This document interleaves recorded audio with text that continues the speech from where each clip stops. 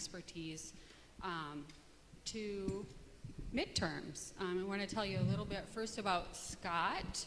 Scott's got the fancy suit on. And Scott is the editorial page editor for the Star Tribune, and he is the vice president of the Star Tribune. He's responsible for the opinion content and leads the editorial board. And before that, he was the managing editor and ran the day-to-day operations of the newsroom, and worked during the I-35W bridge collapse. During his tenure in that role, he also had the death of Paul Wellstone, which Tom covered as well. So they have been around for a while.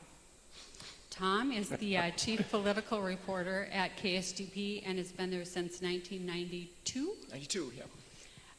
And before that has been around the block. He worked in Iowa, he worked in Fort Myers, and what am I missing, Tom? Des Moines, Iowa. Yes. I made the rare move from Fort Myers and Naples, Florida to Des Moines, Iowa. Ooh. People immediately insisted that I be examined, but...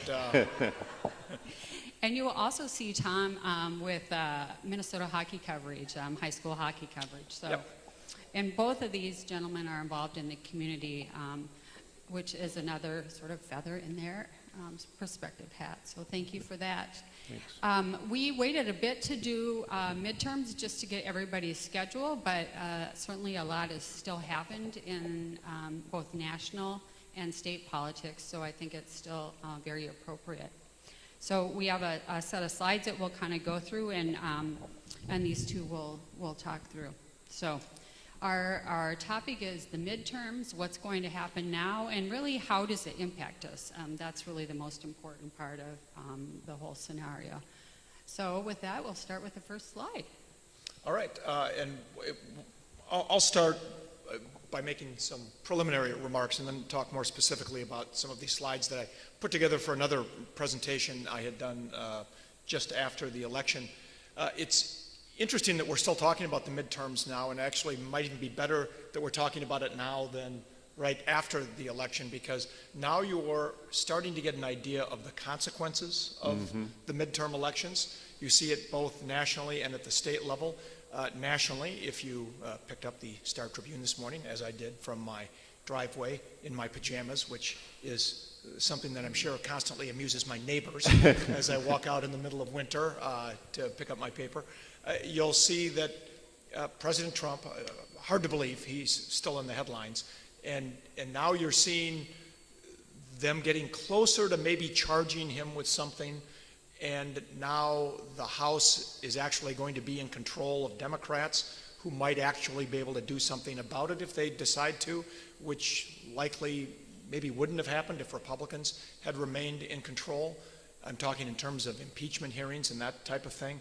So it's interesting that the consequence of the election is that Democrats are now in control and will kind of control that situation. Then at the state level, you see that we have a $1.5 billion budget surplus, and yet, because Democrats are now in control of the House and they won the governor's race as well, still not ruling out the possibility of tax increases, despite a $1.5 billion budget surplus, which a lot of people just have a hard time reconciling those two things. So those are two consequences, I think, that we're seeing of the midterms, even though these newly elected people haven't taken office yet.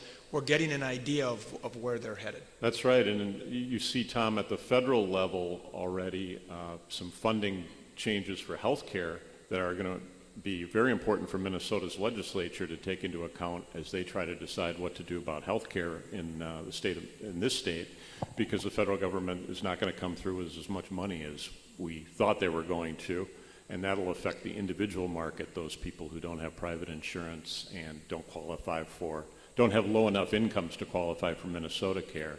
That's about 160,000 people.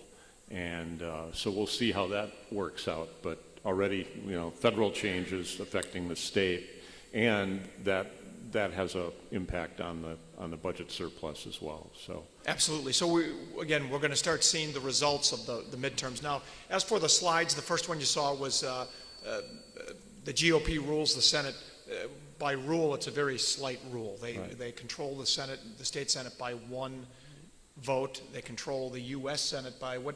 4. Is it 4? I know three. there were still some special elections and things happening there.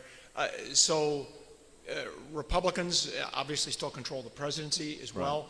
So there truly is divided government at both the state and the federal level. And as we look at this slide here, we were wondering about, what effect President Trump had on the midterm elections here. And it's very clear from this slide the impact that he did have. His approval rating, according to our KSTP Survey USA polling, was highest in the 1st and the 8th district. The 8th district really is stunning when you think about it. 52% approval in a district that, other than 2 years of Chip Kravach, had been in the hands of Democrats since, Jim Oberstar, and then I think several years before that.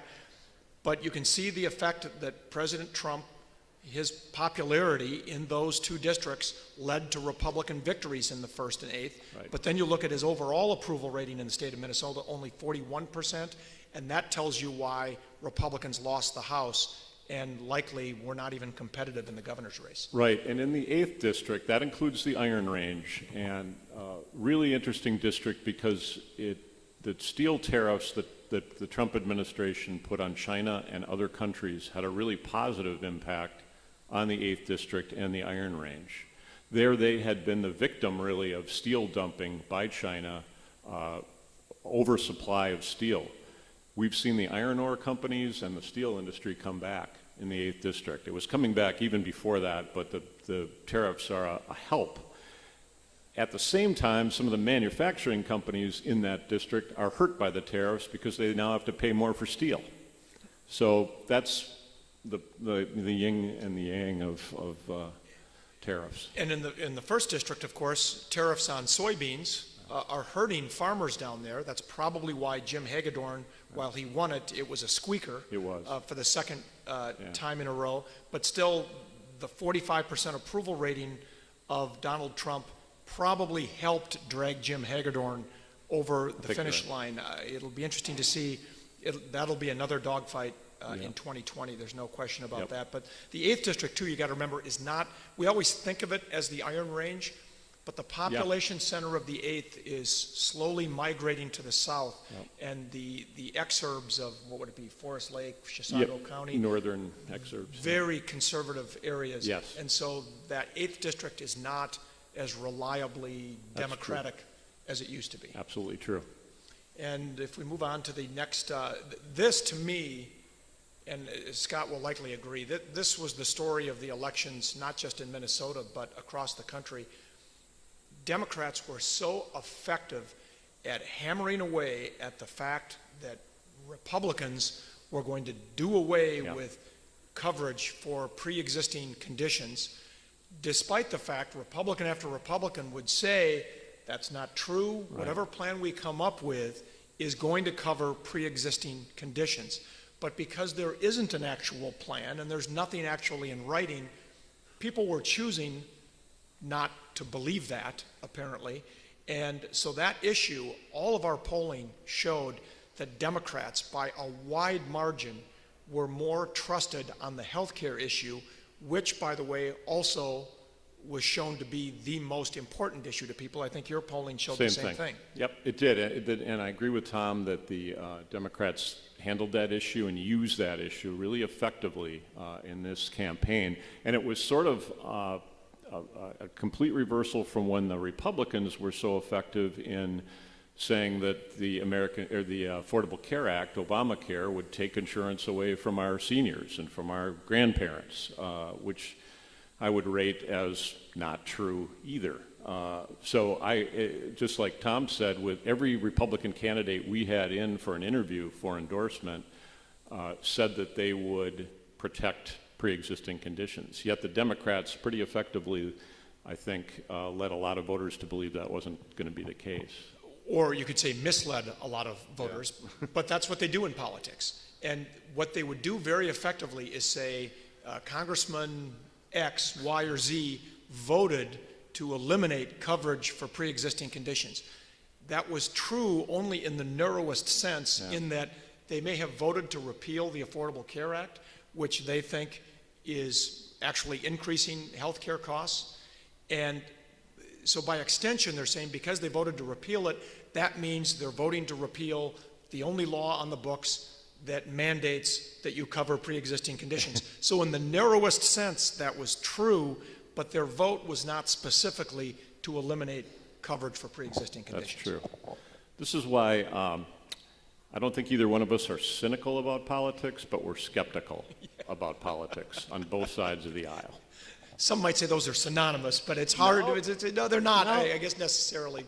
But truly, certainly we're skeptical because, and that's why, they do fact checking of claims that are made, and we do, and Pat Kessler does with his reality check on Channel 4, and I do the truth test, because you look at these ads that come out that you were all inundated with, and just by looking at it, well, you just look at it and go, well, that can't be true, but you don't have the time to sit down and go through it all. So that's what we do, Right. and that's part of our job as journalists is to present the facts to people. And Right. there is no requirement, unfortunately, for those ads, especially at the federal level, that they actually be true. True. Which a lot of people don't realize, that the First Amendment does not give us, and the FCC, they don't give us the ability to turn down an ad that we rate as false. True. Because they have a First Amendment right to say pretty much whatever they want. And they get a lot more ads on TV than we do in the newspaper. Darn it. We need more ads. If anybody wants to take out an ad, come and see me after the session here. And as you can see, the elections, we did have historic turnover in our House delegation. I did some research, and the last time we had 5 new members of Congress was in the early 1930s. Wow. Because I did not realize this until I started researching this, because the 1930s were just a little bit before my time. But we used to elect, back then we had 9 members of Congress. We now have 8, probably soon to have 7. We can talk about that in a little bit. But in the early 1930s, we decided, instead of electing our members of Congress at large, meaning there'd be I don't know how exactly they did it, but there'd be a bunch of people on the ballot, and apparently the top 9 became members of Congress. Well, they finally decided to segment it by district. And so everybody had to run for election in certain districts. This is probably why you technically, and I'm just thinking of this now, technically there is no requirement that you live in the district That's right. that you represent. Yeah, and you're I right. wonder if that's still a product of the way they did this 70 or 80 years ago when you ran at large. Yeah, I'd have to ask Sid. Yeah. Not, Sid might know. Sid may have voted in some of those he did. He elections. covered those elections, yeah. And so anyway, in the 1930s, when they decided, okay, now everybody's got to run in a district, so everybody was up for election, and it ended up changing pretty markedly, and there were 5 new members back then. But since then, I think the most I found in 1 year was a turnover of 3. Yeah. So to have more than half of your delegation turnover at once was pretty amazing. And Scott, as you can see, there are some historic things about some of these people. Yeah, this is an amazing lineup of candidates. If you met Jim Hagedorn and Ilhan Omar and talked to them about the issues, you would find 2 people who probably can't agree on anything. Jim Hagedorn is a Trump Republican in the 1st District, ex-banker. He was in the Treasury Department, I think, is in Washington for a time. Very, very conservative. Ilhan Omar, of course, a Somali immigrant, amazing life story. She took the seat that Keith Ellison was in. Very, very different districts and very, very different people and very different politics. You have Angie Craig, former business executive who is married to her partner. They have 3 children. I believe the first gay congressional representative we've had in the state of Minnesota. And she's the first gay mother in Congress. That's good in point. all of Congress. Yeah, and she beat Jason Lewis, who was very formidable, and she had to come back for a second crack at that one. She had lost to him before in a close race. She had a lot of money. Yes. A lot of Yep. money. Yep, and our next candidate beat Eric Paulson, and absolutely Paulson. How many terms? 4-term Republican It congressman? might have actually been 5. Five. It was Five. 5 terms. Yep. Thank you. Was anybody surprised about that out here? That race is kind of indicative of what was going on around the country, where the suburbs, which I think are the new battleground, truly, because I think the rural areas have pretty much turned Republican. The urban cores are very liberal. Absolutely. In fact, I don't think there will ever be another Republican in any of our lifetimes elected to any significant office in the city of Minneapolis or the city of St. Paul, Seemed for that like it. matter. Yeah. It's just hard to even imagine that. But in that 3rd district, very suburban district, and That's us. yes, and a lot of, frankly, he won that race with the help of women voters who, in the 3rd district, in our polling showed were very turned off by President Trump. That's right. His disapproval rating among female voters was in the mid-50s, maybe even higher than that. I forget the exact figure. And Dean Phillips is an interesting story. When I was out covering the freshman class last month out in Washington, D.C., everybody wants to talk to him about his grandmother. Do you know who his grandmother is? Dear Abby. And then Ann Landers is his great aunt, I guess that would be. And I asked him, is he prepared for all of his fellow members of Congress to be asking him for advice? And he laughed and he said, yes, and I'll give him one piece of advice that Dear Abby gave to him, and that is, don't give people any advice. So that was her best advice. And then you got Pete Stauber over there in the 8th district. I mean, really, when you look at this, it kind of shows what a melting pot we are. Pete Stauber is up in the 8th district, which is hockey country. Yep. And he was the captain of a national championship Division I college hockey team, Lake Superior State. His brother is Rob Stauber, who won the Hobie Baker Award several years ago as a goalie for the Minnesota Gophers. He was the coach of the women's Olympic gold hockey. medal team. So you've got a hockey player, you've got a Somali refugee, and we've, of course, got one of the biggest Somali populations in the nation. You've got Dean Phillips, who is representing the wealthiest district in the state, and he's the wealthiest member of our delegation. Absolutely, and yet he campaigned on campaign finance reform and taking money out of politics. Yeah. So, try to figure that out. And then was forced to put $1 million of his own money into the campaign that's right. late in the... He did. Yes, he did. Yeah. And then you got Angie Craig, of course. It's hard to believe, but just less than, or was it 10 years ago, we were having the debate over gay marriage. Right. And how you remember how difficult of an issue that was. And now we have a gay member of Congress. Yep. And then you've got Jim Hagedorn, whose dad also served in Congress. Yep. Tom Hagedorn, a number of years ago, he was one of the youngest members ever elected to Congress from Minnesota. Yeah. And this is what we were talking about in terms of some of the issues on where voters trusted a candidate. On the health care, it was 68% trusted Tim Walz, who's now the governor-elect. Look at that margin, 68%. And keep in mind, that was also what people thought was the most important issue. Right. So if you've got 68% of the people saying they trust him, that is a huge advantage. Whereas Johnson, I think something got left off there. What was he for? Yeah. But taxes, it might have been jobs. 52% trusted Johnson. I saw that slide. 73% trusted Johnson on taxes. But it's weird, Scott, and you know this. It was not that long ago. Taxes were always the number one issue, and that has been supplanted now by health care. And is that because of a stronger economy? It's got to be. Yes. Yeah. Same thing with the jobs. The jobs issue is not as big of a deal to people because almost everybody who wants one has one. Yeah, that's right. I think in the state our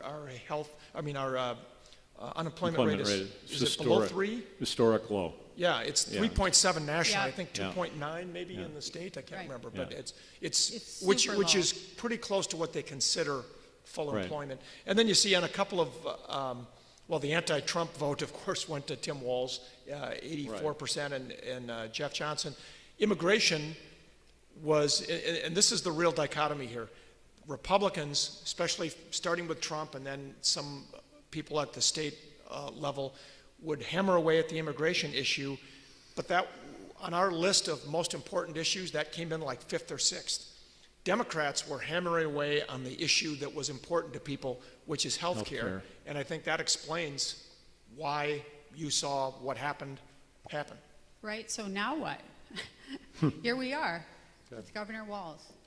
Yep, we've got Governor-elect Walz, and Scott, that majority in the House by the DFL looks significant, but it's really not so much. It's a small majority. Yeah, and you know, so Governor Walz will face, to some extent, some of the same counter wins that Governor Dayton faced. Governor Walz campaigned. He'd been a pretty moderate run when he was in Congress. He's obviously from rural Minnesota, a teacher, former football coach. He had to somehow energize the far left part of the DFL, even though he wasn't able to win their endorsement for governor. He did that successfully enough to win the primary. Now he's got to govern a divided legislature, with a divided legislature. It's a challenge. In these times where bipartisanship is not something we see a lot of, it's an even bigger challenge. So. And the one issue where you're going to really see all of this come into play is on the gas tax, which I'm sure you've been hearing a lot about. Now that what looks like a 16-seat majority is really a 7-seat majority, because the DFL, if they want to pass something, they can't lose. If they lose 7 Democrats who side with the Republicans, well, then it's going to be a tie, and it's not going to go anywhere. It's going to be hard to find a lot of Democrats who are going to be willing to vote in, especially the newly elected ones who were elected in some of these suburban districts, even though a lot of people agree maybe we do need more funding for roads and bridges. When they look at the $1.5 billion surplus, they have a hard time reconciling why then do we need to raise money, because there's not, most people are not paying attention to the nuance of the gas tax is a dedicated fund just for roads and bridges. Right. It's not part of the general fund. But you've got Republicans who say, okay, that's true, but if we're running up surplus after surplus, instead of raising taxes somewhere else, why don't we take some of that existing revenue, let's dedicate some of it to roads and bridges instead of increasing the gas tax, which even Democrats will agree is a regressive tax. It hits everybody the same, whether you make $1 million or whether you make 10,000. Right. We, as a slight aside, we had a commentary this week on what's going on in France, and you had the same kind of situation play out in France with Macron, who wanted to do a gas tax, and in the rural parts of France, that was incredibly unpopular because people need to drive. They need cars. And frankly, that's true in Minnesota, and it's true in the suburbs as well. The gas tax isn't especially popular in suburban areas, and it's not popular outstate. Wherever people drive more, it's not a popular tax. But at the same time, as Tom said, it's regressive, so it hurts the low income. I'm going to pay just as much for a gallon of gas and pay that same tax as someone at a very much lower income, and so there's that too. And so I was amazed from the outset when Tim Walz, I moderated the very first debate that he and Jeff Johnson did up at Grandview Lodge back in August. Right out of the chute, he said, I will look at raising the gas tax. And I give him credit. He stuck to his guns. He ran on that. He would not shy away from it. But I think it's going a little far, as Melissa Hortman, the soon-to-be Speaker of the House, said that, well, he ran on that, so it's a mandate. I don't think that you can take the fact that you were elected governor by a significant margin and think that people were clamoring for you to raise the gas tax. Read my lips. Because a lot of the vote was an anti-Trump vote. There were a lot of other issues, health care that people were interested in. They didn't elect Tim Walz solely to raise the gas tax. And any Democrat who thinks that's true and casts a vote in favor of it, if it comes to that in the legislative session, knows they might be a one-termer. That's true. Potentially, because That's true. it will end up on a campaign brochure Yep. near you very soon, I guarantee you. How much is the gas tax? It's 28.5 cents in the state. I know I just did a story on this on Friday Holy when we did an cow. analysis. Although the interesting thing is, we are in the top 5 or 10 Right. of taxes in almost all categories, including overall taxes, but not on the that gas one. tax. Not that We're one, 24th in the nation. Wisconsin's over 30 cents a gallon. Iowa's over 30 cents. The Dakotas are both less. But here in the state of Minnesota, we're 24th. So there is room. But again, as Republicans would say, you know, we don't need to be in the top 10 of every tax. So maybe this is the one place we could continue to moderate.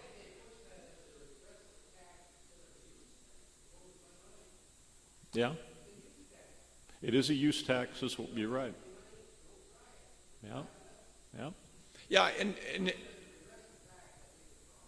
Well, well, but the fact is, just on the pure definition of a regressive tax, that's what it is, because there are some people who are low income who don't have the option of just not driving. Right. Maybe they don't have access to public transportation that's readily available or whatever, or their Right. job requires them to drive. So if everybody's paying the same rate, regardless of their income, by definition, that is a regressive tax, or you could call it a regressive user fee. I mean, Right. either way, Right. it is technically regressive.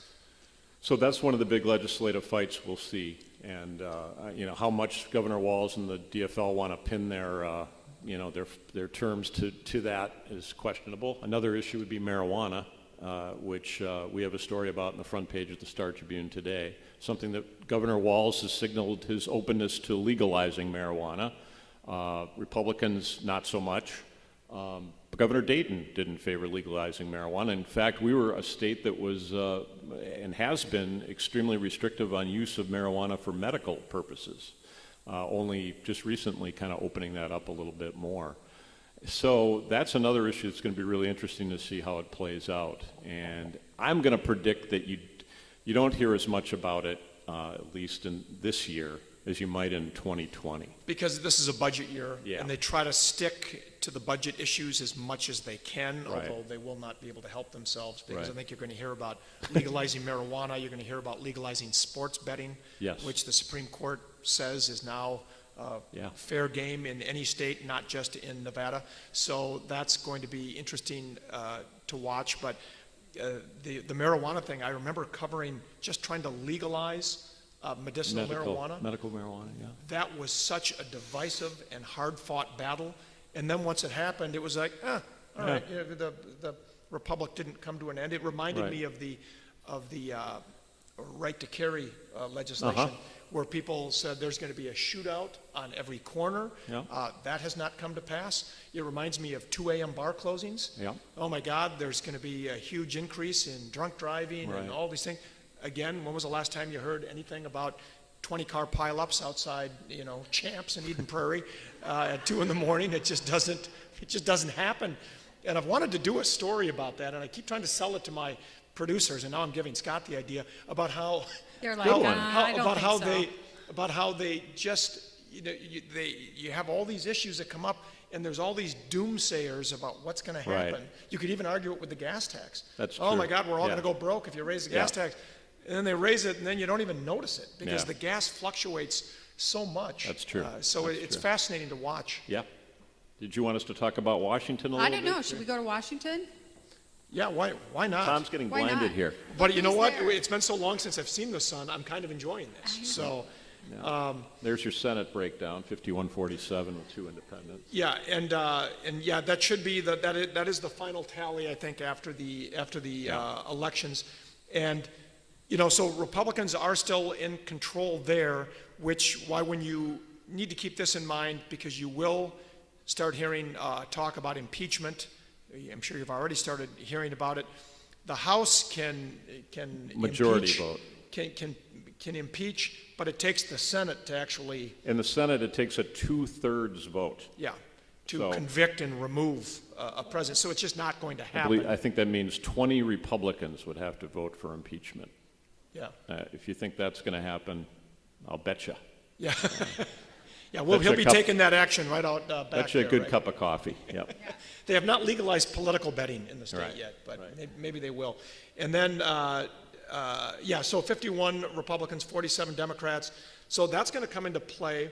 Everybody is, among the Democrats, are praying that Ruth Bader Ginsburg eats well Right. and drives carefully. Right. I don't think she can drive. Because if there's she's got a pretty good workout video. Yes, she Yeah, does. right. From what I understand. Yeah, RGB. I'm not there yet, but one of these days I'll be doing the Ruth Bader Ginsburg workout. I think I am. So, yeah. So that's going to be fascinating to watch if there is another Supreme Court vacancy in the next couple of years. Yep. So somewhere up on that slide, U.S. Senate races. Yeah. You know, this was Oh, I was kept it. that one. Yeah. Well, this just to give you an idea, our polling showed we're pretty accurate in terms of we had Klobuchar. I mean, I projected her the winner a year ago. I mean, Amy Klobuchar is as close as we have in this state to unbeatable right now. And Tina Smith, I was surprised by her margin of victory, given that was Me too. An open seat. Karen Housley, while not a household name, her husband certainly is in hockey circles in particular. Yep. Hall of Fame player and now a coach in the NHL. Yep. And I think because it was her first run at statewide office, I think she had some missteps along the way, was a little uncertain at times. But I still thought that would be a closer race. But again, Donald Trump was such a factor, and so was the health care issue. It was hard to overcome. Yeah, and Tina Smith, in the time she spent in the Senate after she took the Franken seat, very careful in how she approached things, didn't get involved in anything especially controversial, kept her head down. And then in Minnesota, what she really needed to do is introduce herself to voters and get her name recognition up, which is why you saw so many ads with her knocking on people's door and saying her name, Tina Smith, over and over and over again. So it'll be really interesting because she's got to run for re-election in 2 years. So does she take a very careful, no controversy type approach to those 2 years, or does she get involved in more meaty issues? The Amy Klobuchar model would be don't get involved in controversial issues, keep your head down, and then, of course, we could talk about Klobuchar as a potential presidential candidate if you'd like as well. Do you think that's going to happen, Tom? Yeah, I think we should talk about that. I think she is going to test the waters. She already is. She was just down in Iowa last week, and I think that was her second time, maybe 2 times there, maybe one after the election, and she was so comfortable that she was going to win. I think she was actually down there campaigning for a Senate candidate in Iowa before our elections. I think you're right. Yeah. And you know you're cruising to victory when you're campaigning in other states for other people. Right. You know, 2 weeks before the election. And I think she is going to run, but my guess is that there are going to be other better known, more nationally known, more vociferous candidates who people really want to go and take on Trump, who, by the way, I don't think is running for re-election, but we can get to that in a moment. But I think they want somebody to go after him, and I don't know that they see Amy Klobuchar as the pit bull that they want, but I could see her being... I don't think Klobuchar would be characterized as a pit bull. No, but I could see her as a very effective choice for a vice presidential candidate. I think so too. And one thing you hear from her that I think she should play to, it's a strength of hers, she's just as comfortable going into a VFW in Bemidji as she is going to the Minnesota Business Partnership annual dinner in Minneapolis. She's an amazing person, candidate and public official, who can be comfortable in those 2 settings and have people like her in those 2 settings. She also, unlike Hillary Clinton and unlike a lot of West and East Coast Democrats, she does understand this place, the heartland of the country. She gets it. And I don't agree with everything any candidate stands for, including her, but I do really respect her ability to connect with people in the Midwest. And if that's where the party wants to go, either on the top of the ticket or as a VP candidate, she's a good one. Yeah, because she's able to pretty much toe the party line on almost every issue, yet not seem as polarizing as people like a Cory Booker or a Kamala Harris, or Bernie Sanders, certainly. Absolutely. And that's a very rare talent to be able to, because she's quietly voting for all of these things, but she's not always the one out front who is championing them. Right. But she's a very loyal Democrat, but not a polarizing Democrat. So people come away thinking of her as being moderate when her voting record indicates otherwise. That's a very rare talent. I want to hear your theory on why Trump's not going to run again. Well, I use the Jesse Ventura model. I don't think Jesse Ventura, about halfway through, I think after 9/11, Jesse Ventura realized being governor wasn't fun anymore. Yeah. It was just kind of a fun way for him to make some money. True. You know, until 9/11 happened, then you had to actually be a more serious governor. And I think, and I've said this for a long time, Trump has been in trouble since the moment he was elected, before he even took office. There's been all kinds of investigations and whatnot. But I really don't think that's why he's not going to run. I just look at the fact that what does he have left to accomplish? He has to keep pretending like he's going to run. He has to have a committee. He's got to be out doing these rallies, which I think he really loves. Oh. But I think that he wants to leave office like the '72 Dolphins, undefeated. The 1972 Miami Dolphins were undefeated. He wants to be one and done. He's already shaken up. For all of his perceived faults, he has accomplished quite a bit. And especially quite a few of the things that he promised he would do that were controversial, and yet he does them, and he stands in there and takes the heat for it. And I just think that in a couple of years, he's going to look, and he'll make this decision probably within a year. He's going to go, I've had enough. How old is he now? 74? 74? No, I'm Reagan, on that. Reagan was that age when he ran. But I just don't think that he's going to run again. I don't think that his ego could sustain the potential of a loss. Well, he's also had, Robert Mueller has charged 33 people with crimes already. 100 different criminal charges. Some of the people who've already pleaded guilty are some of the people closest to the president or his campaign. So impeachment is a really big mountain for Democrats to climb, but boy, that's an awfully big cloud. And if the economy starts to slow down, maybe you're right. Maybe Trump wants to get away from that. But trouble ever since he started, and I still predict he'd run because I think he loves the power, but we'll see. But I don't know that he could sustain the loss that he might, and maybe he wouldn't lose. I don't know, because you got to remember, it's not the overall. He now knows. Yep. He probably learned this after the election. We study this, so we knew it already. You don't need to win the popular vote. You need to win state by state, and still Ohio and Florida are still the most important, and they are both still in the hands of Republicans. And so he may think that he can still put together that coalition, but I'll just believe it when I see it. All right. Do we have some questions, comments?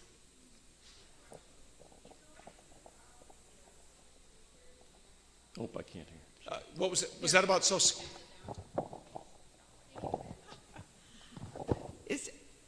Do you know anything about the Social Security tax in Minnesota? There are for seniors. There are some states that don't tax, including Wisconsin. Yeah. And Republicans have campaigned on that repeatedly, and have passed bills along those lines that have not become law, because Governor Dayton was opposed to it, and it's still going to be an issue. And it's certainly one of those issues I'm surprised has not gotten more traction, given how people of Social Security age vote in such huge numbers. Right. That you would think that would be a popular thing to do, but people look at it and say it will leave a hole in the budget that has to be filled somewhere else, but others look at this as essentially taxing people twice Yep. on money that they've earned. I think you'll hear that issue play out this year in the legislature. I don't know whether It is a anything budget will year, change. so Yeah, it might yeah. be a way, if they frame the budget, Yep. that if they don't eliminate it, maybe at least reduce it, might be a first step. Yep. You know, I think everyone can agree that this is really a polarized atmosphere that we're living in, and one of the things that's been lost, the biggest victim, has been compromise. What is it that prevents us from developing a third party that could kind of be the missing link, kind of like with Theresa May and the Northern Ireland Party, or Angela Merkel's CDU party and their alliances? Why can't we develop something like that so that you wouldn't have these swings? And it wouldn't have to be a very large party either, just enough to kind of push us over. They would need to compromise to get things done. So the question, if anybody didn't hear it, is why don't we have a third party, viable third party movement? And I thought that jumped to my mind when you asked the question is money. Our elections are still driven very much by financing, and the Democrats and the Republicans have it. Really hard to get something started and get that moving and get the kind of money you need to compete. And Jesse Ventura really missed an opportunity to build Yeah. a durable third party here when he was elected as a member of the Reform Party, Right. and then later became the Independence Party. He just kind of dropped the ball on that, and he kind of became a one-hit True. wonder. And had he spent more time trying to develop that and less time refereeing matches at Target Center, at SummerSlam, I think it was, maybe that movement would continue to today, because the Independence Party was not able to achieve 5% of the vote a couple election cycles ago, so they lost their major party status. And ironically, we talked about the marijuana Yeah. issue. There are now two parties that have achieved that status, meaning they can get some public subsidies for Right. campaigns and ballot access, but that Those are two pro-marijuana parties. yes, but the public subsidy is not enough. No. Because it's not a huge amount of money. You still need a party apparatus. Right. You need in every county in the state, you need to have people be active, and not beyond counties, every precinct. Right. And that takes a lot of work. And you're right, it would be helpful if there was a third party nationally and statewide, but it's very difficult to do. That's why it hasn't happened. I think maybe we need the Lutheran Party. You know, when we talk, I can see some of your faces. You're like, oh man, we got two liberal media people here, and what are we talking about? But you know, I know these two well, and I know that they operate with integrity, and that they do their best, as I think all the news media people, I guess I know, do, to be to look at both sides. And I think that is what we need to do in church. And we're talking about this today, and people might believe one side or they might believe the other side, but we wanted to bring it to our attention because it's better if we talk about things. It's better if we don't sit and stew about it. And I am so glad that we had the opportunity to bring both of you in. Thank you. And your expertise was really appreciated. And we'll be reading and watching for further developments. So thank you all for coming. Thank you. Thank you. Very much. Appreciate it. Thank you. And if you get home in 2 minutes, you can see the last 3 minutes of my At Issue show. Ooh. By the way, the way we do that in the magic of television, we recorded that on Friday at noon. So. There you go. Yes, oh, well, good.